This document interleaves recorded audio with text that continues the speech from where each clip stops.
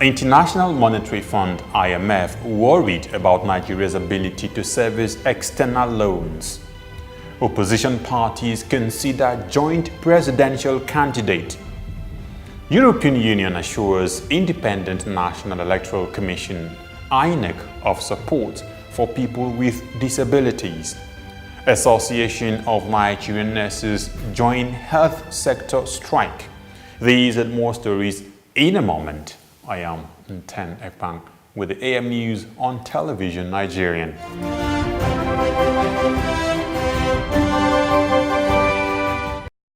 The International Monetary Fund (IMF) has expressed concern over Nigeria's ability to service its external loans estimated at over $18.9 billion, given its monoproduct economy status and low revenue base. Speaking on rising debts in sub-Saharan African countries at a press conference on the sidelines of the IMF World Bank Group meeting in Washington, D.C., the Director, African Department of the IMF, Adebe Amro Selassie, stated that despite Nigeria's debt-to-GDP ratio, which is on the average, there are still concerns about the country's ability to repay loans due to a low revenue base.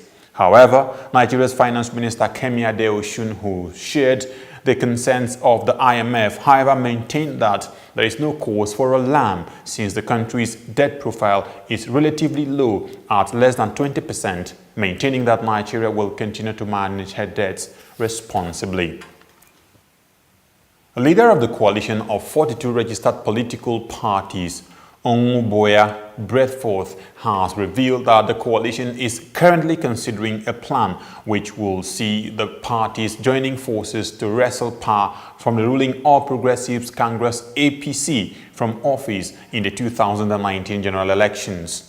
Operating under the aegis of Committee of Concerned Political Parties, the coalition said they are considering the option of teaming up to present a joint candidate to contest the forthcoming presidential election.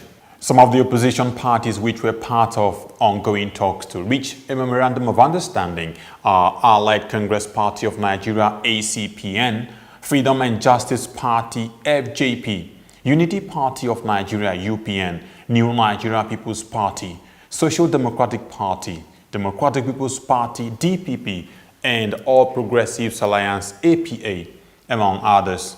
The group's leader further clarified that they are not in the talks for a merger but are going to field and support only one presidential candidate, even as they continue negotiations with different stakeholders and political parties, including the People's Democratic Party, the PDP.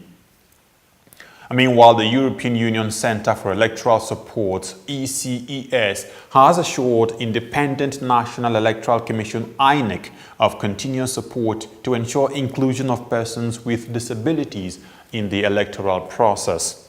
The union's project director, David Lee Notre, gave the assurance at the opening of a 5-day bridge training workshop for INEC persons with disabilities desk officers in Calabar, Cross River State.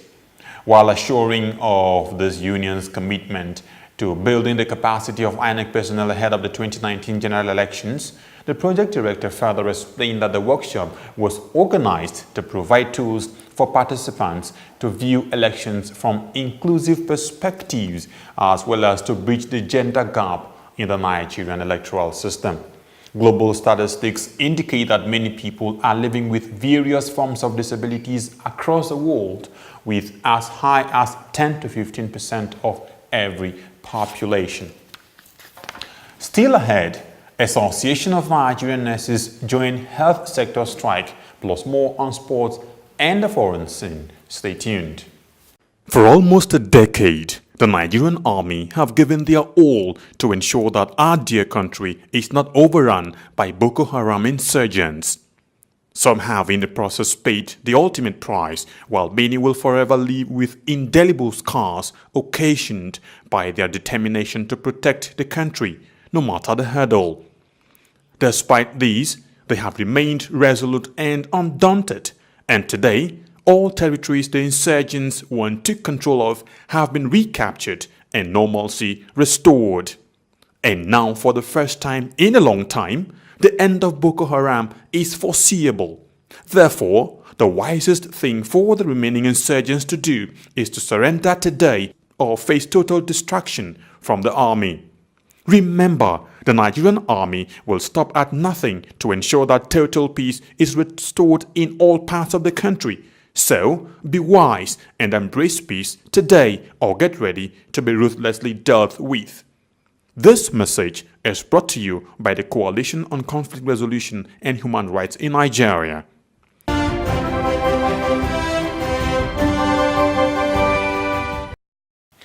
Thanks for staying tuned.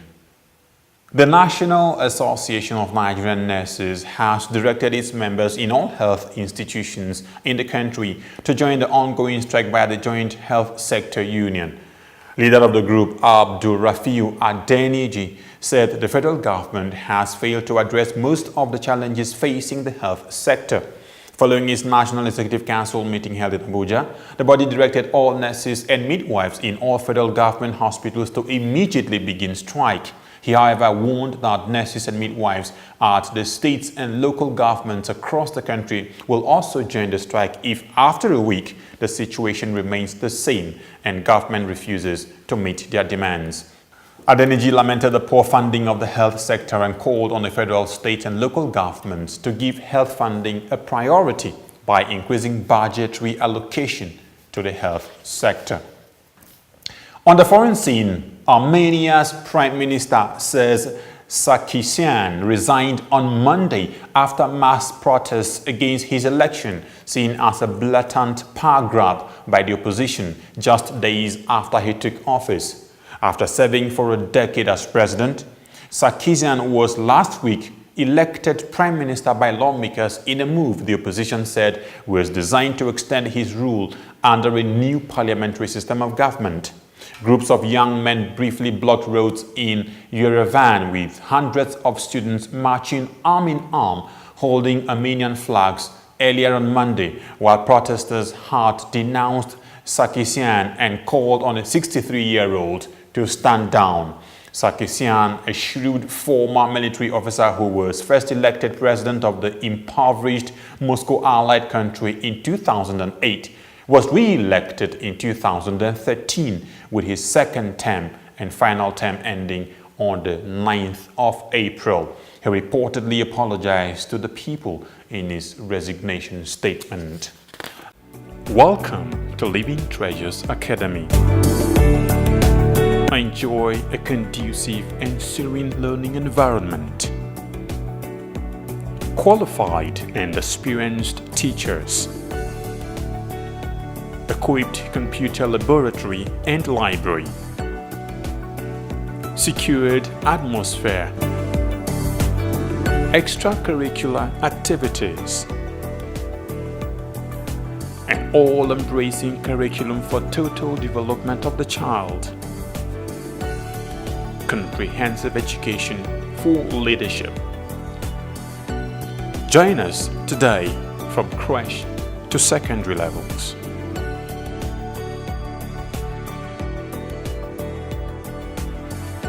Living Treasures Academy, committed to excellence.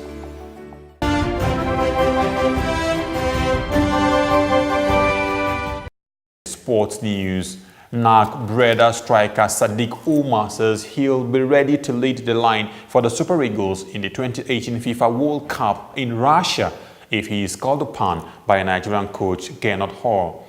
The 21-year-old Umar has been a revelation since he moved from AS Roma on loan to the Dutch Eredivisie side Nigerian in the January transfer window after terminating his loan deal with Torino, where he spent the first half of the season on loan, but injuries and fitness issues reduced him to few games. The Olympic bronze medalist has been in a very impressive form for Nigerian, who are currently 15th in the league table since his move, scoring 7 goals and making the Eredivisie Team of the Week 4 times. The tall striker was one of the standout players for Nigeria at the 2016 Rio Olympics in Brazil, where he scored 4 goals in 6 games as the team won men's football bronze.